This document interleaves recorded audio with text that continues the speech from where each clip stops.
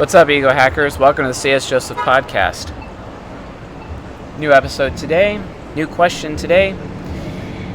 How do I, as an insecure ESTP, develop myself? How do I become better? How do I improve? What's my growth track? What's my self-improvement track? Fascinating question. Interesting, very interesting question. I mean, I guess it really depends on how you define success as an ESTP. Are we talking like success with women? Are we talking like success in business? Overall success, personal growth? Is this like related to the season 19 content that we have at csjoseph.life/portal and the Discover ESTP membership? No, it's like a one-time fee for like $37. Like, check it out. Gives you season 19 plus the season 14 part 1, which is the relationship lecture for ESTPs. I highly recommend it. It's definitely not a waste of time, those two lectures. Plus any of the other ESTP lectures that just focus mainly on ESTPs. We also have those there as well that are publicly available, but we just have them all in one place so you don't have to search for them. So just to make it more convenient for everybody. Because I know, ESTPs love them some convenience, because inconveniencing them really ends up causing an insane amount of stress that they can barely handle, and it usually leads to rage as a result of cognitive orbit.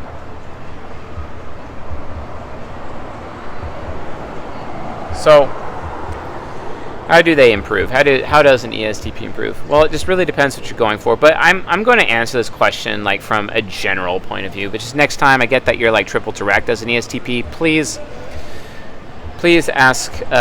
provide a little bit more context about what specific thing you're looking to get advice for. Otherwise, I got to be really general, and that's what I'm going to do right now.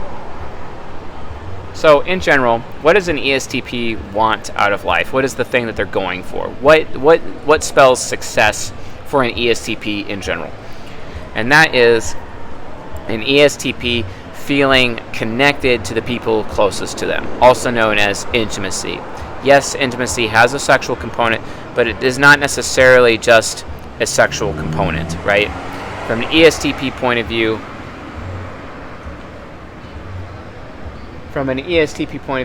it does not necessarily have to be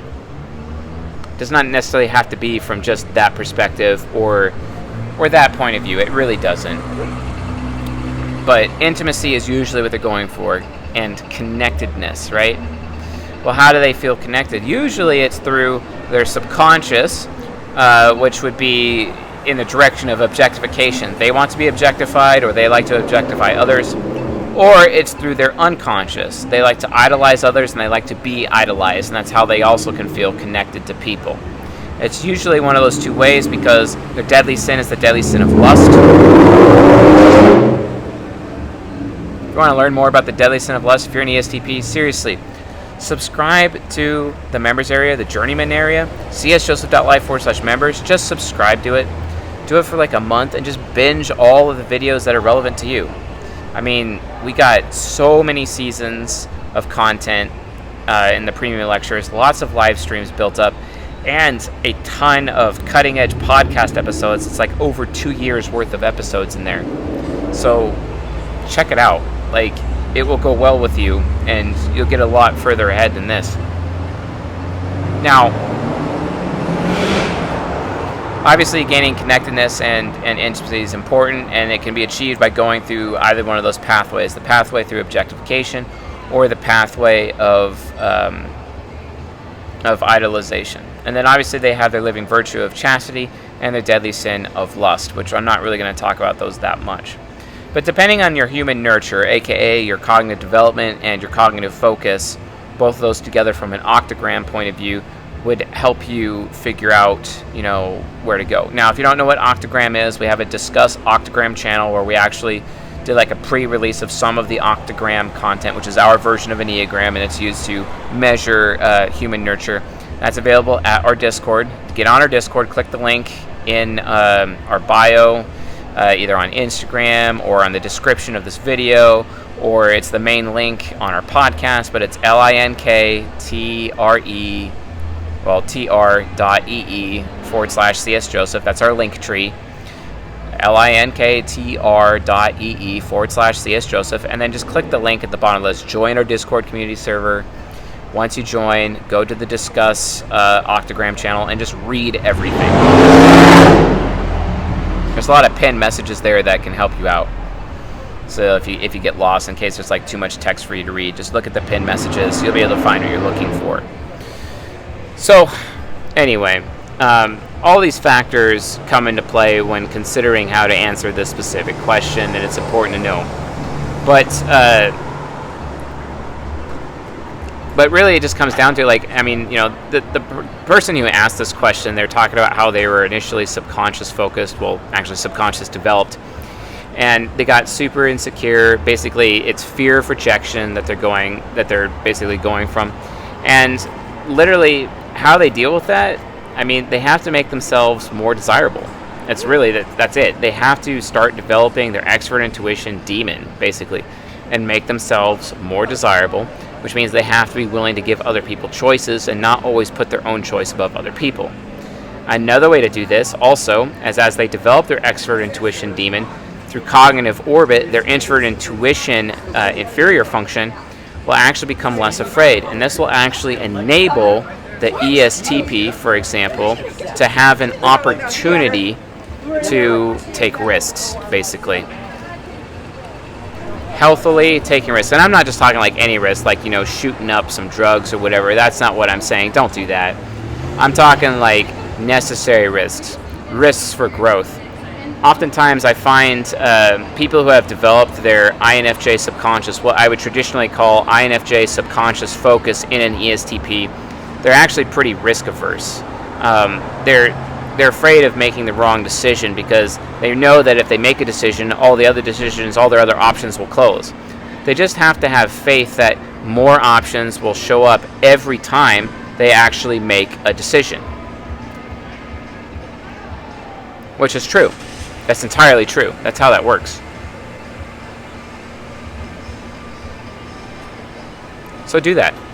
Take risks. Not unnecessary ones, but take risks. Now, if you're in a situation where you're an ESTP and it's like, hey, I'm going to take this risk, you got to use your TE critic. You got to be wise, and you have to actually bother to ask other people what you think, or what they think, basically. Be like, hey, what's your opinion about this? And that's literally how you ask the question. You literally ask or say the words opinion. What is your opinion about this decision I'm about to make? And don't just ask one person. I don't care how trusted they are. I don't care how familiar you are. I don't care how close they are to you. I don't care how connected you feel to that person. You need to ask people who you are not connected to. That way you're going to get an unbiased perspective. And it's that unbiased perspective that will, you know, give you the wisdom to be able to make those decisions and take more risks, right? Because as it is written, a wise man has many counselors. And it's no different in terms of being an ESTP.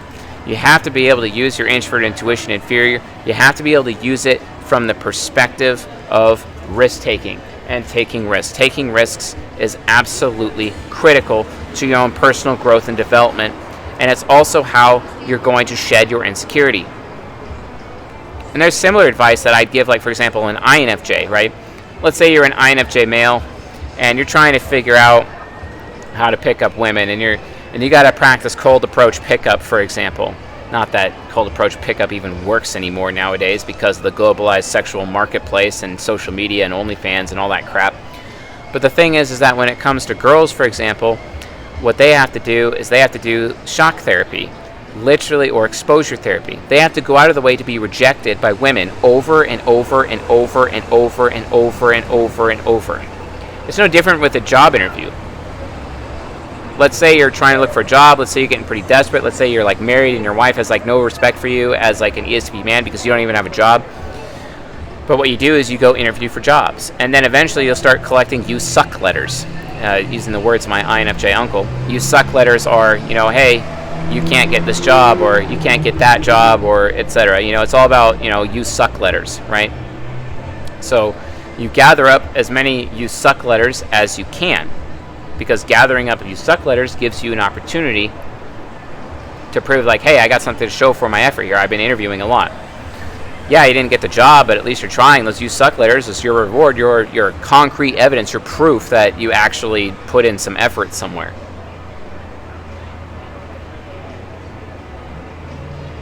So keep that in mind. Always keep that in mind. You got to have something to show for it. So, but basically, in summary, you got to learn how to take risks.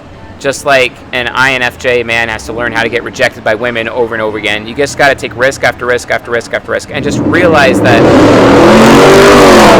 you as an ISTP are so, or you as an ESTP, you are so tactical with everything you're able to do. Even if you like go a little bit too far with the risk that you take, you can always get yourself out of it. You can always trust that you can, because you're very tactical like that. So go for it. Why not? The more risks you take, the more you shed your insecurity. Just like the more an INFJ male is rejected when it comes to women that he's attempting to ask out, etc., the more he's rejected, the more the insecurity goes away. And that's literally how you start developing yourself. You just have to really target your gateway functions and just use them over and over and over. You have to practice your gateway, your inferior gateway, to get over that insecurity, with you having been subconscious developed thus far in your life. And honestly, if while you're doing that, just make sure that you go to people in your life and ask them their opinion before you make a decision, because a wise man has many counselors. You do both of these things and you will have the success you're looking for. Not only that, you going out of your way to ask other people's opinion, you're not looking prideful in that situation. You practically look like that guy that's like, or that woman that's like, oh wow, this person's like actually listening instead of telling me how to live my life. Okay, that's cool. Because guess what? Asking other people their opinion will cause them to feel more connected to you. And then all of a sudden you'll be getting a lot more intimacy from the people in your life, even people that you're not even necessarily close to. And all of a sudden you're getting that intimacy that you weren't having before. That's fantastic. Who wouldn't want that? Who wouldn't want more intimacy in their life? Who wouldn't want to be more connected to people close to them and not close to them in their life? What ESTP wouldn't want that? I'm sure every ESTP would like that. And all of a sudden, out of nowhere, you're starting to build up a wolf pack, basically. You have your wolf pack. Because you humbled yourself enough to ask for someone else's opinion. Imagine that. Oh, I guess that would require you to, that's right, take a risk and ask somebody else their opinion and expose yourself. Because we all know you ESTPs, you just wear aviators because they're hyper reflective, because you don't want people to look into your eyes and see how much of a sad loser you actually are. So stop hiding behind your glasses and actually take risks with people. Actually ask people their opinion, and then all of a sudden you'll gain a lot more intimacy in your life. And then even then, you'll also gain a lot more wisdom in your life, which would make you more capable at taking more risks, which would help you shed that insecurity even more. Seriously, The Obstacle is the Way. If you haven't read The Obstacle is the Way by Ryan Holiday, who is a fellow TI parent like you, what the hell are you doing with your life? Go educate yourself. Seriously. Anyway, that's it for this episode. Thanks for watching, folks, and I'll see you guys next time.